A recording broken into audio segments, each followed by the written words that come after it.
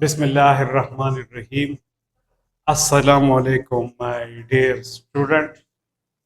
IMDCAT course, chapter Coordination and Control. Question number 2. Explain the structure of a typical neuron. Answer. Remember, my dear students, nervous system की tissues में दो तरह के cells है. एक है ग्लाइल सेल और neuroglial sales which provide supports and nutrients to the nervous tissues. दूसरा है neuron which is the structural and functional unit of the nervous system. फिर न्यूरॉन की structures you can see from the figure. इसके कुछ components है. पहला component है dendrites. ये शॉर्ट और थिन ब्रांच्ड एक्सटेंशंस है, साइटोप्लाज्मिक एक्सटेंशंस है जो सेल बॉडी से अराइज हो चुके हैं और इनका काम ये है कि they receive nerves impulse and transfer to the cell body. Second component है न्यूरॉन का सेल बॉडी. ये broad portion है न्यूरॉन का and it is the mass of granular cytoplasm surrounded by cell membrane. इसमें एक सिंगल लार्ज न्यूक्लियस है जिसके अंदर न्यूक्लियोलस भी है, माइटोकॉन्ड्रिया भी है, इसमें गोल्जी बॉडीज भी है, इसमें बाकी सेल ऑर्गेनेल भी इसमें मौजूद है. फिर इस सेल बॉडी में एक और कंपोनेंट है which is basal granule. ये एक ग्रुप ऑफ राइबोसोम है जो रफ एंडोप्लाज्मिक रेटिकुलम के साथ अटैच है and their function is protein synthesis. फिर न्यूरॉन से एक elongated fiber extend हो चुका है. This elongated fiber is known as axon. ये long thick nerve fiber है.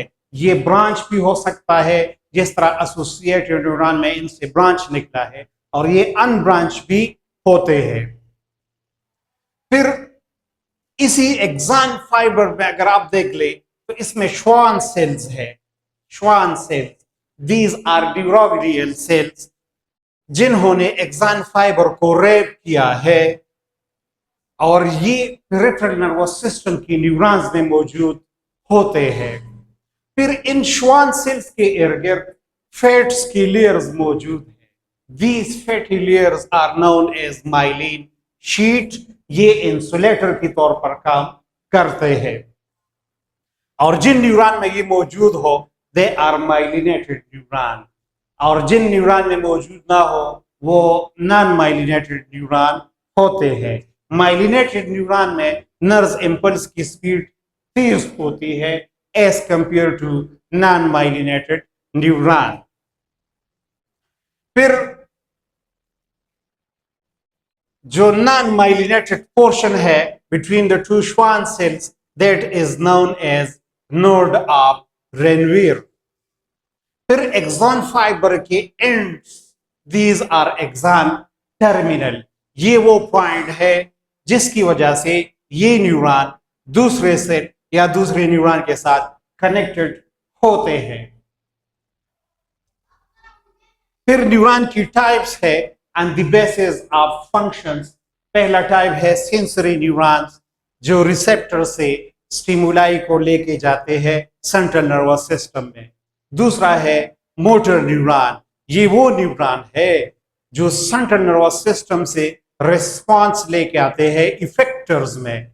फिर तीसरा है एसोसिएटिव न्यूरॉन या इंटरमीडिएट न्यूरॉन या इंटर न्यूरॉन्स. ये वो न्यूरॉन है जो सेंट्रल नर्वस सिस्टम में मौजूद होते हैं और ये सेंसरी और मोटर न्यूरॉन को कनेक्ट करते हैं.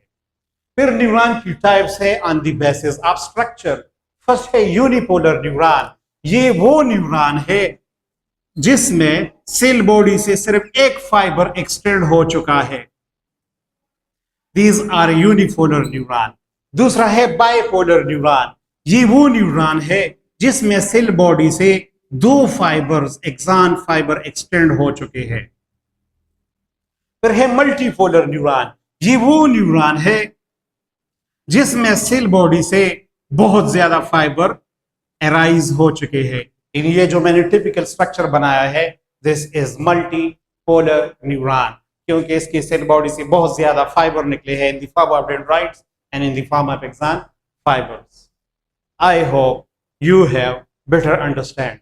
Thank you very much. Allah Hafiz.